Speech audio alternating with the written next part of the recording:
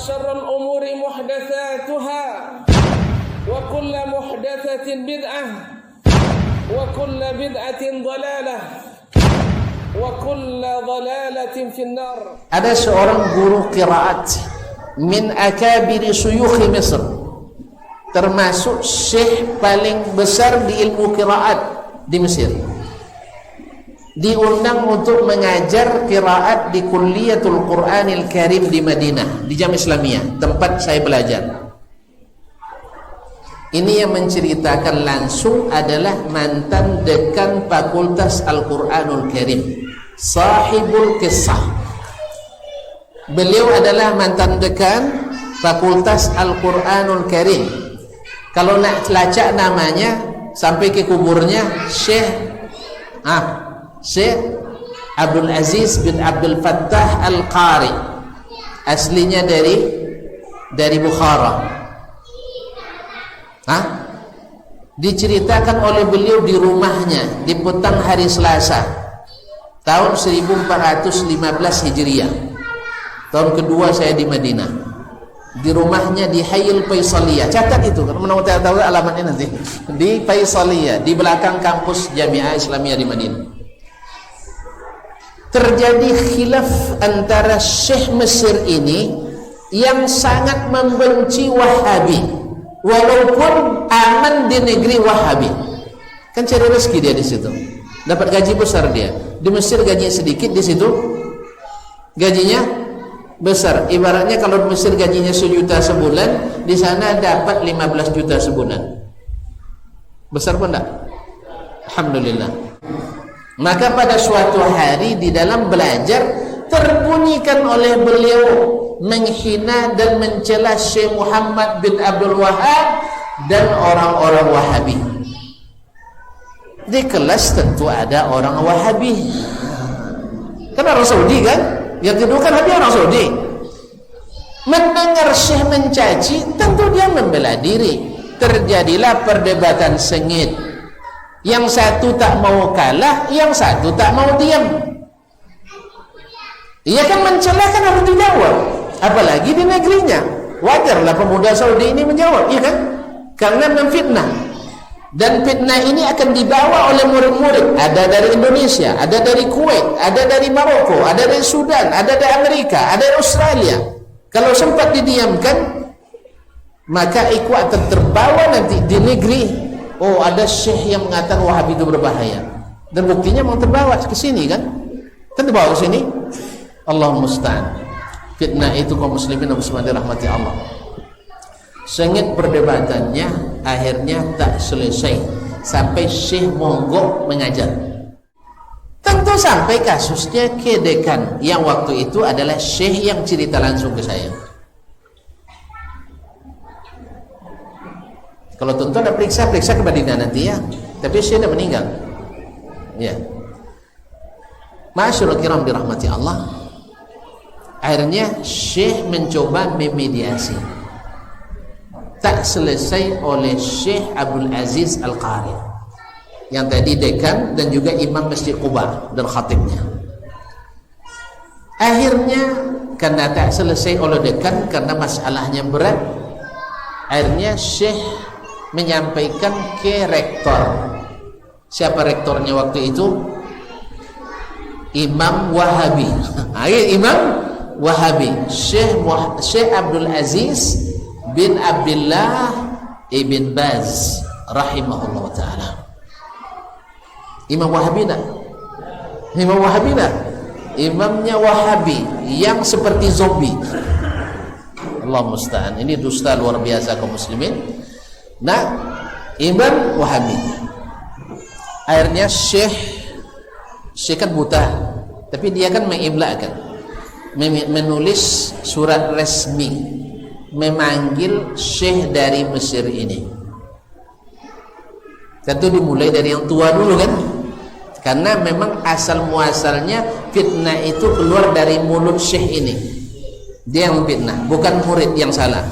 Dia yang salah karena memfitnah masyayikhud dakwah di rumah orang itu sendiri.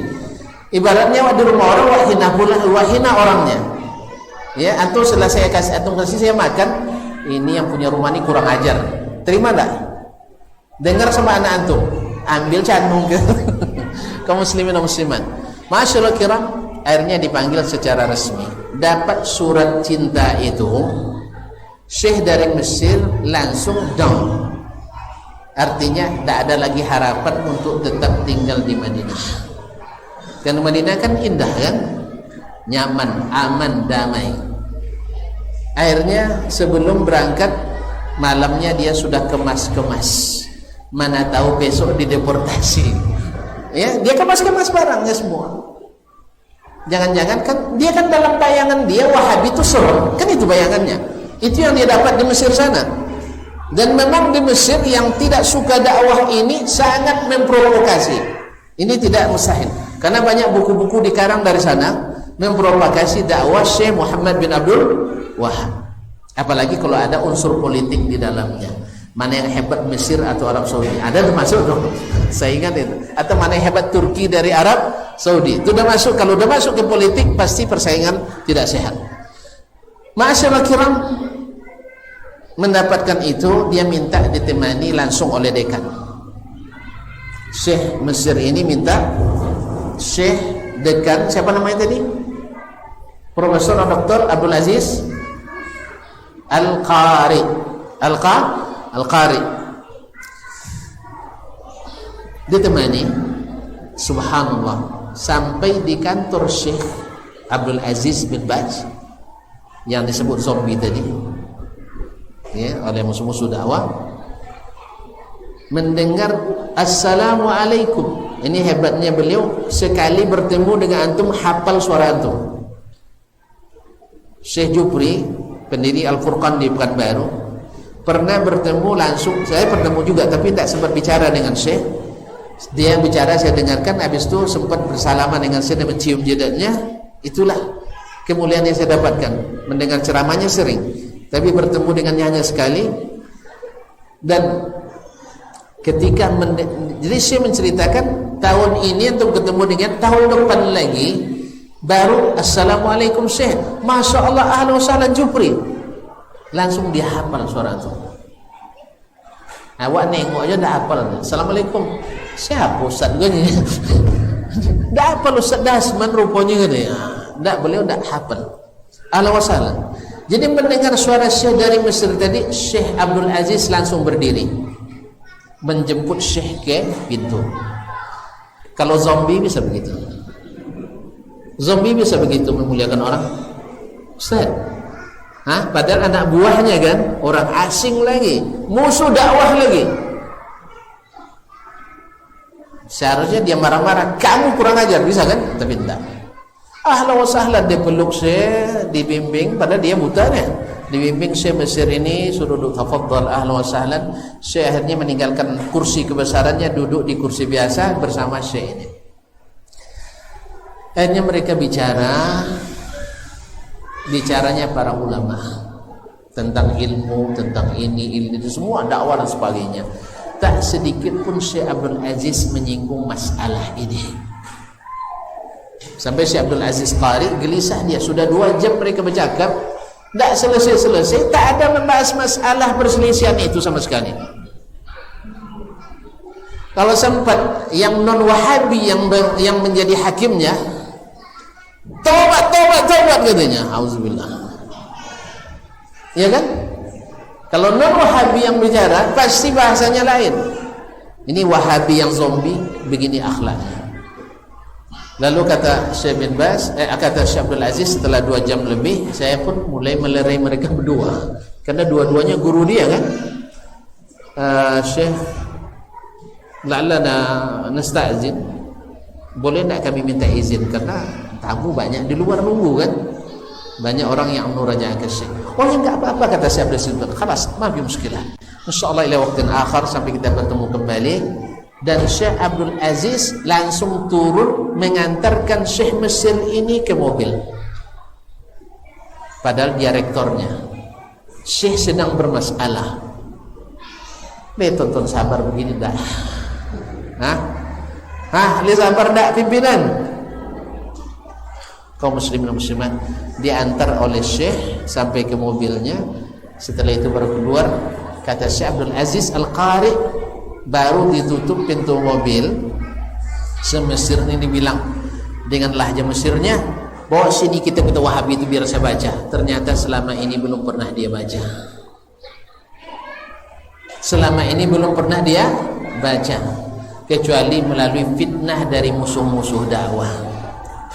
Dan kebanyakan orang kita tidak punya kitabnya, pasti mendengar dari jalur-jalur yang memusuhi dakwah seperti kata Syekh, sehingga bencinya membuncah, sehingga apapun yang dikatakan asal menjatuhkan Syekh Muhammad bin Wahab dan para pengikutnya menghidupkan sunnah Nabi, ingin seperti zaman Nabi dan para sahabatnya, dianggap sebagai aliran sesat, bahkan ahli bid'ah. Ahli bid'ah.